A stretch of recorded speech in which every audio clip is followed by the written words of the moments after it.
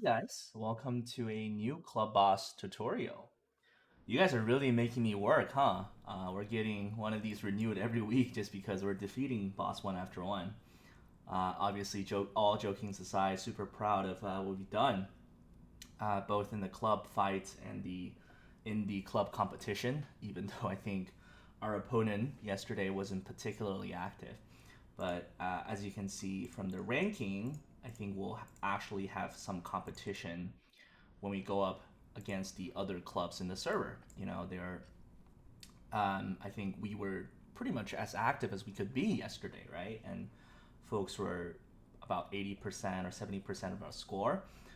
So there's definitely going to be some good competition going on. Don't worry about it.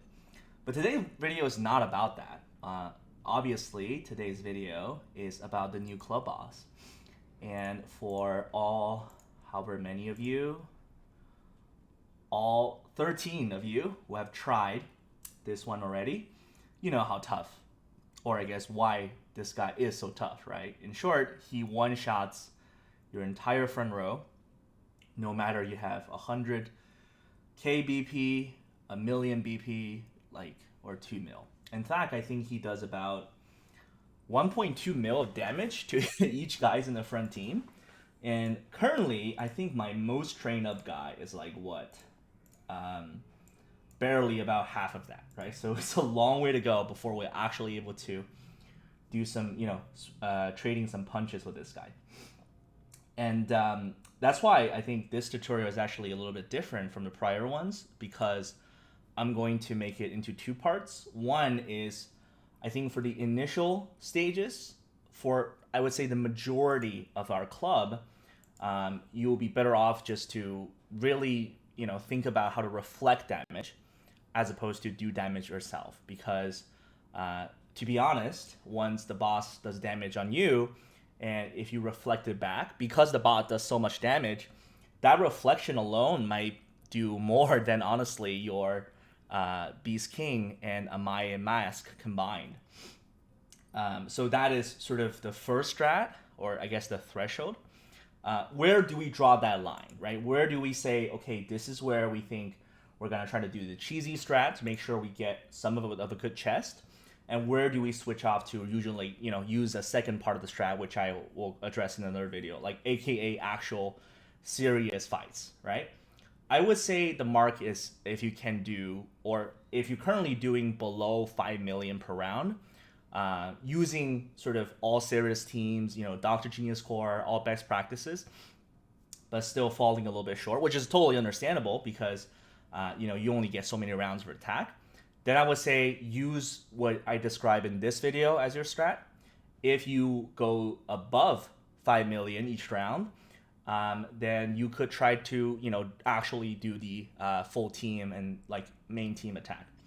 What do I mean by that? Well, I'll go into the details a little bit more. But what we're going to rely on today is really two mechanisms in the game, right? One is the whatever you call the suit, right? The suit gear. I don't know what it's called in French or other languages we are using, but the one that has this sign on it, right? That says it increases damage reflection rate.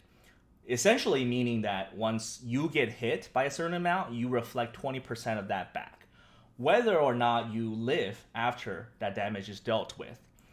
This actually makes it a superior passive in some sense over Kabuto, because his passive, although can also reflect 20% of damage and will upgrade to 30% once reach 5-star, he needs to stay alive after your effect for the reflection to work, right? But for suit, actually, you could die right after, and the damage is dealt with already. So what we're going to say is basically trying to have many of your guys with suit gear on, so that they reflect more damage. And in this case, I think I only have 5 full sets of suit, so I wasn't able to, gear my full team with suit. That's why you'll see I have a few guys.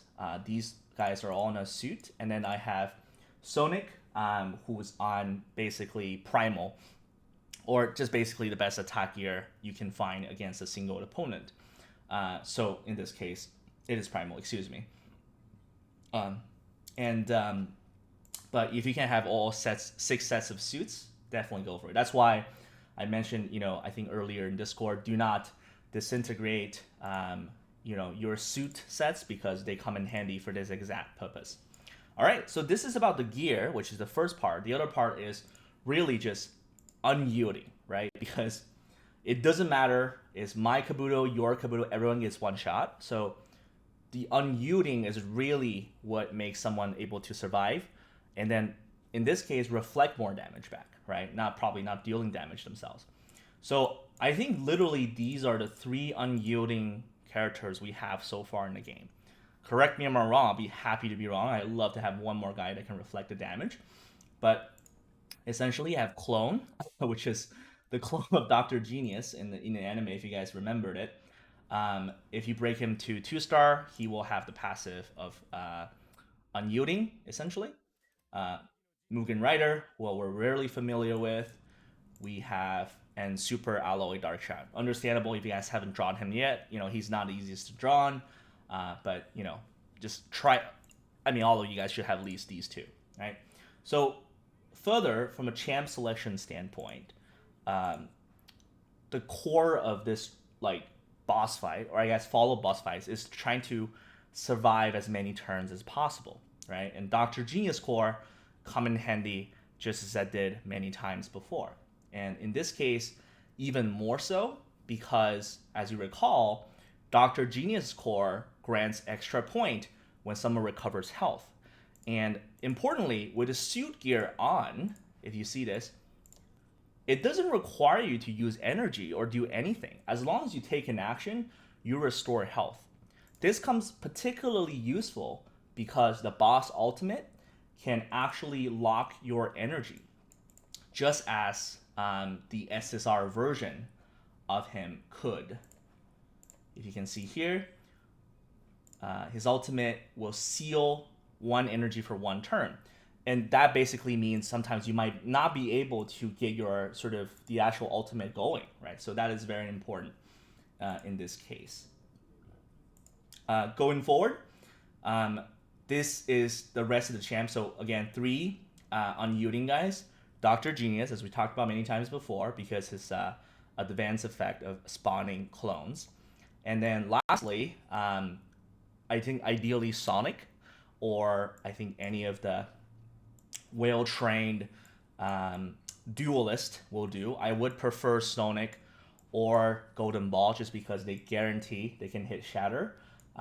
Or, I mean, if you have G4, and then if you don't happen to have Dark Shine or someone like that, you could, perhaps do G4 and then another duelist, right? But the essence of, or what makes Sonic so good in this case, is because his base attack applies Shatter already without needing to spend energies. And in this boss fight, energy can be tricky a lot of the times, right? So in this case, we also went for Sky King. Why is that? Because as I mentioned in Discord a few times before, Sky King has this passive where he boosts bonus damage of all allies, and it lasts 2 turns. And this effect lives on whether he dies or not. And given that whoever we put on the front line who does not have unyielding will die after 1 round, well, why not have a passive that works for us, right? In this case, I do believe, I don't think Shattered's damage gets boosted by it, but I do believe the damage reflection from Suit is considered a bonus damage and does allow these guys to reflect more. All right. In terms of speed, really quickly, I think the only probable thing you probably want to go for is to have Mugen Rider go first, because again, if he takes action, he will heal, and then you will be able to give your attacker or whoever you put up there Berserk so they do a little bit more damage. After that, I think it's pretty much straightforward, at least for this strat.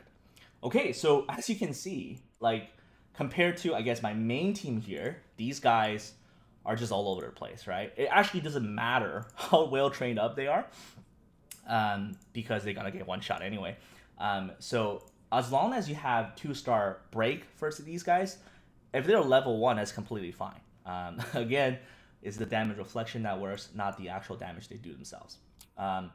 Okay, so let's put this to the test, and we'll let you know. So sort of, if you belong to this first category, we're trying to at least get above 5 million. This is how you would do it painlessly, right? And even if you couldn't reach that 5 million with this strat just yet, I guarantee you it's probably going to be quite a bit higher than what you're working with right now. So on this mode, I think the total BP is at 897K, which admittedly is still quite a bit higher than most of us have. But still, I don't think the damage of this strat really is determined a lot on the BP versus what champs you actually get. All right, so let's get into it. I guess one more note is that do put Dark Shine or at least one of these clones to or one of these unyielding guys to be in the back row, because you don't want all three, right, to die at one time and then all to waste their clones. You would want basically one more guy to survive in the back and take one more round of attack. In this case, we're going to use Dark Shine, but pick any one of the three if you like it. All right, so let's get into it. Perhaps I will do maybe one speed just to see how much damage it does. You see, that's 3 millions, 3.7 million. No way in hell am I going to have enough for that. It also sealed us energy a little bit. So I think in this case, it's going to be really useful that we have Mugen Knight Rider. And when he makes action, we recover 1 point, right? Without really spending additional energies so that the rest of the team can attack. In this case, given that we have Dark Shine, we're going to use his ultimate because it has a chance of applying injury, which also deals additional damage that the other one attack can do, right? So what happened just now, sorry, I ran a little bit, but the boss did a full roll attack the first round, so all of them should be gone by now, but essentially 2 of them were. And now we have essentially 1 clone killed in this spot already, and I think 2 clones left, and obviously 2 clones left here. So it's helpful to keep track of that kind of thing, just so that you remember how many chances you get. Okay? They're dead, but I know they will spawn at the beginning of the next turn. That's fine. It's just like base attack, pretty straightforward. Okay, you can pretty much in alternate rounds use the ultimate and base attack of Sonic, just because his shatter effect lasts 2 rounds, so you only have to apply it every 2 rounds, so to speak. All right, he now basically kills out the other guys. I do believe we have 1 more clone at this spot. I hope we do, at least. Yes, we do. All right, so I think now the clones are all gone, and then he's going to do a final base attack, or I guess roll attack towards the entire back row. And I think that'll be the end of everyone besides Dark Shine, as expected. And then bang. All right, at this point, you might be like, okay, I'm barely doing any damage, right? The only guys in my team that are doing damage are like Sonic, barely. But look at this damage, right? And why are they doing so much damage? Well, they're reflecting it back. So in this case, admittedly, right, like my main team probably would do more than this, but with this strat, at least, you'll be able to boost up your damage quite a bit, just because if the boss hits you, you get the damage back. All right, so this is the first part. Again, just to reiterate, this is for those who are currently struggling a little bit to get above 5 million per round of attack. Try to use this strat, and I think it's likely it will boost your damage more, so that you at least reach the bottom tier chest rewards, right? I'm going to introduce the sort of the official, or I guess the proper, or I guess the sort of the full team strat in another second part of the video. But this is it, and let me know sort of any questions or what you think. All right, see you soon.